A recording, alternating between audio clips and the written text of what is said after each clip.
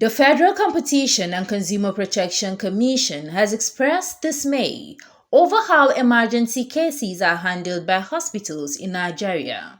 The Executive Vice Chairman, Babatunde Irukera, made this known in Abuja at both physical and virtual interactive sessions with chief medical directors of federal, state, and private hospitals from across Nigeria. He said, handling an emergency is a whole protocol and not the job of the doctor alone. As such, there was need to develop multiple accountability framework to check the lapses.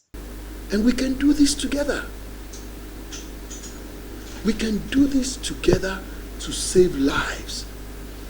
The FCCPC boss, who noted that it was time for all parties to come together to move the nation forward, called for the immediate reform of the nation's health insurance scheme, as well as better health infrastructure, as most people die in the country due to medical emergencies. No reform is likely to succeed without your energy, without your hope, without your believing and contributing. If the conversation is about what can't work, the conversation will end without coming up with what will work. We've circled the mountain of what is not working long enough. We have a moment in history now. And we must be strategic and collaborative to at least get it absolutely right.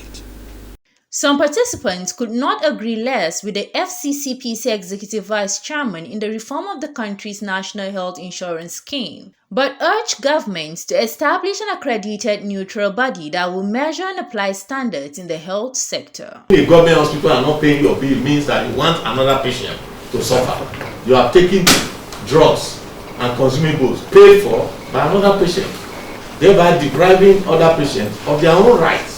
Everything you said about the consumers, we will take it, but look at what happens to healthcare providers too, so that we can practice safely despite the challenges in our country.